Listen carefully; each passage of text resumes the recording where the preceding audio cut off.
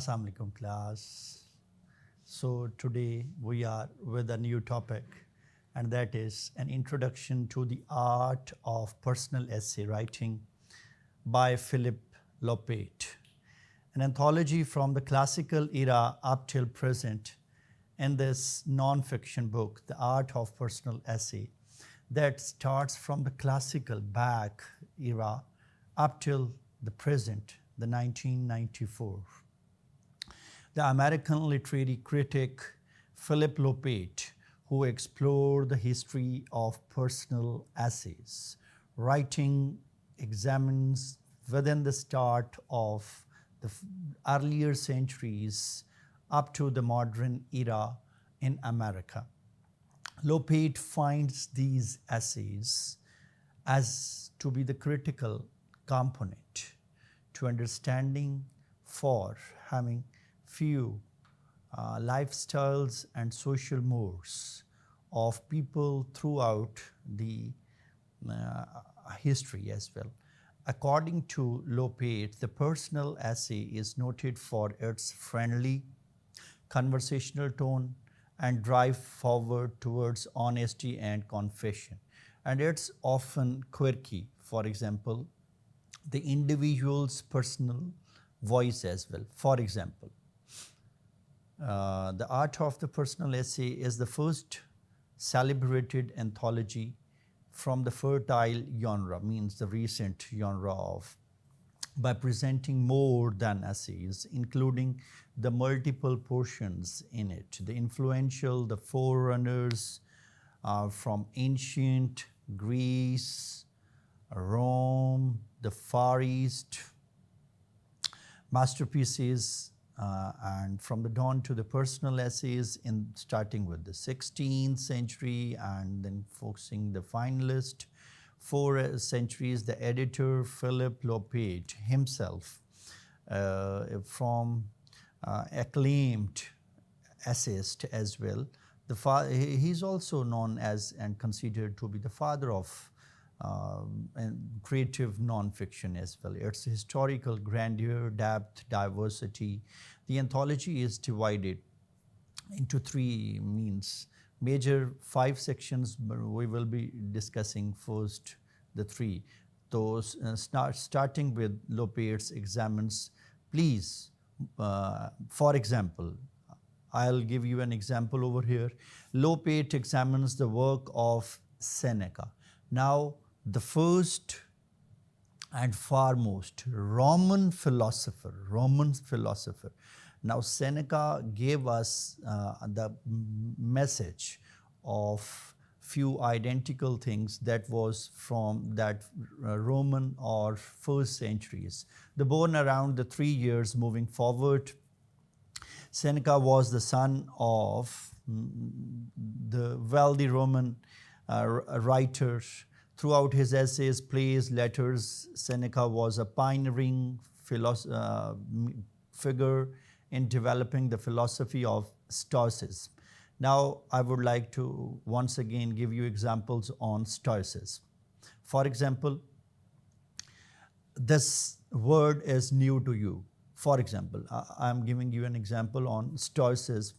There is a complete section of patience. Now, when we say patience, there is a little bit difference in patience and patient. Nowadays, people are behaving like patients. On the other hand, the historians have asked them to participate and behave and live in patience. Now, see a clear-cut contrast between patient and patience. There are full of, the patient itself is full of the demerits, the disadvantages. On the other hand, when we are talking about the patience, it has many multiple positive aspects. It gives you success, it gives you learning, it gives you wisdom, it gives you knowledge, it gives you enhancement, it gives you growth. It is a sign of prosperity. It is the indication of a human being. It is the natural instinct of the human mind.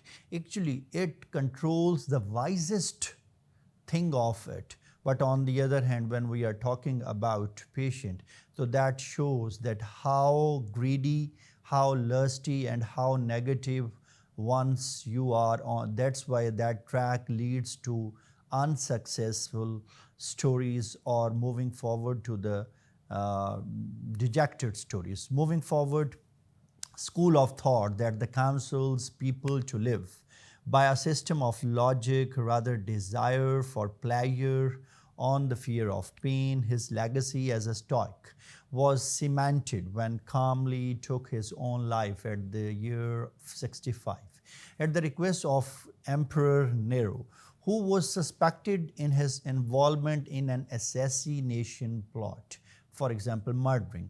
Famous essays De Bravita Vitae or on the other hand, shortness of life. Now this second thing, and it feels like it encounters the life only feels short to those who have wasted it. For example, now there is a message in every section. First section included patience.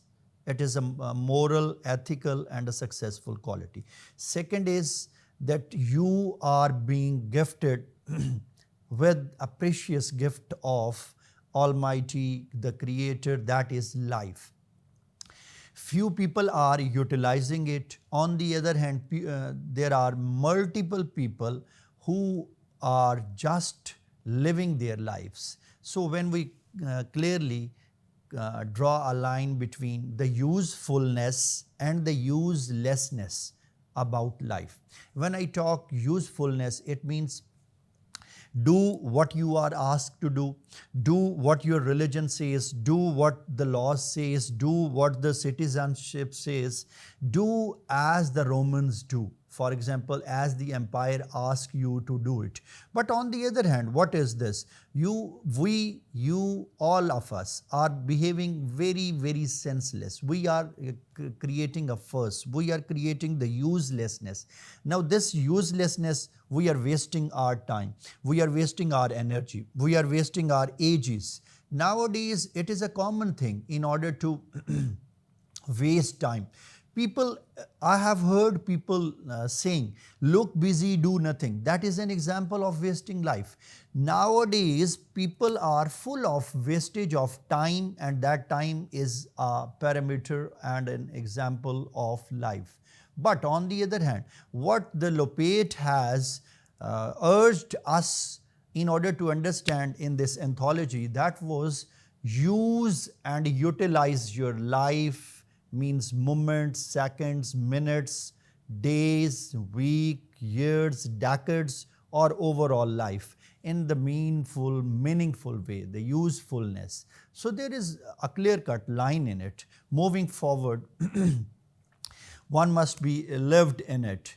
So people who cling to the life generally do so because they haven't fully lived it. Seneca argues, leisure and luxury, he adds, are not. People are nowadays means wasting their lives in a free time, in a luxury life. He adds the worthwhile pursuits, but merely fleeting ones. Instead, the best way to live one's life is to do with a purpose. One must find, I give you examples over here. There are multiple examples.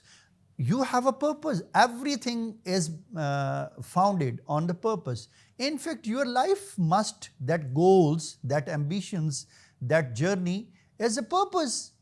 So focus your purpose.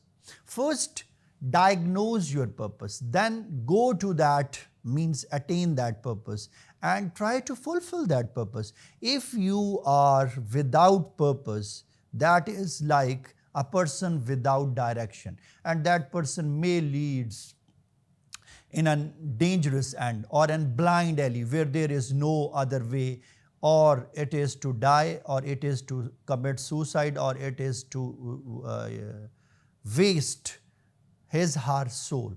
So moving forward, with the purpose of harmony with nature.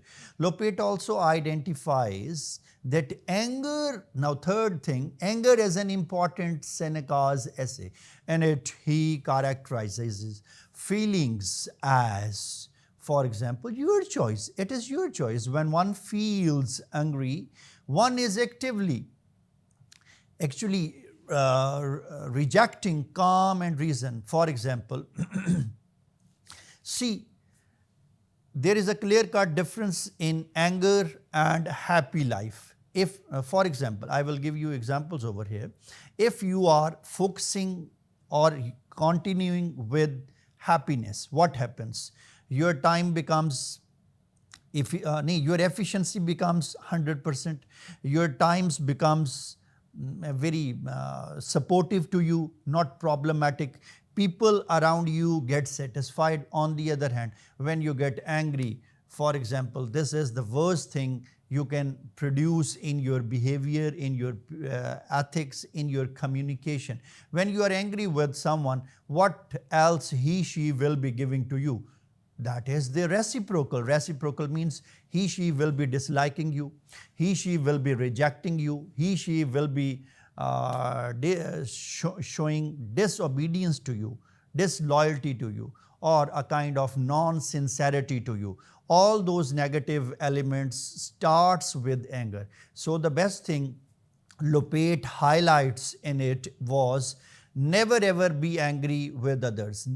When you are angry with others, actually you are twice at loss. How?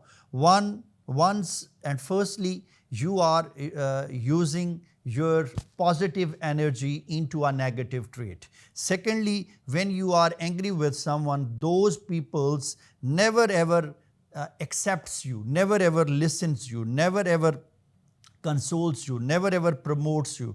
So we are at a twice loss. How? Once, we are using our resources in a negative way. Secondly, we are actually creating and prompting others to become our enemies,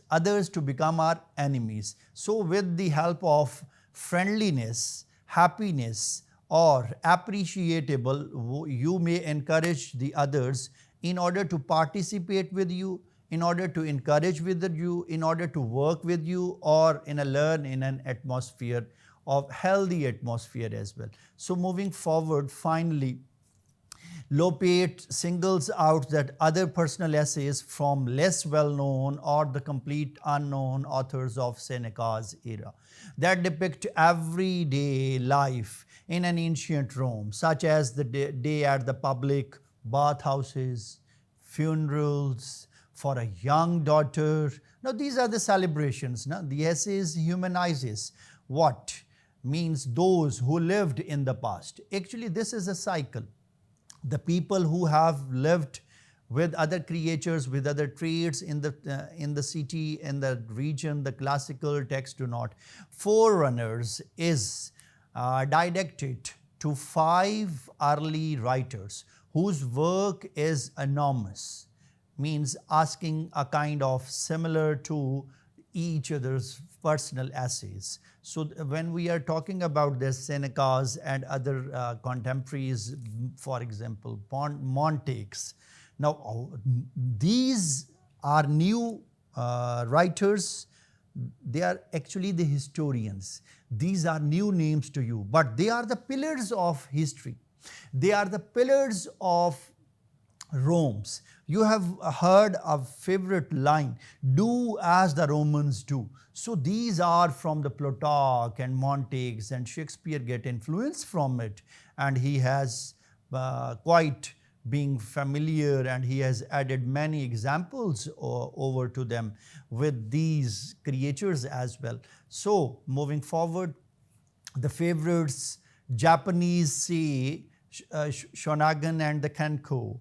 So these are various Chinese, Ouyang Hiso, all the leaders in second section. So moving forward,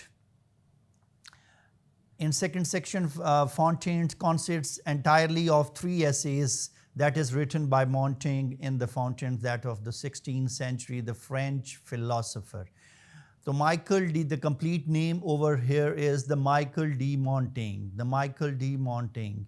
Do not pronounce it as in Mitchell D. It is Michael D. Montague, throughout admired more as the statesman than an author during his lifetime, his writings. So once again, I will ask you to say goodbye for this.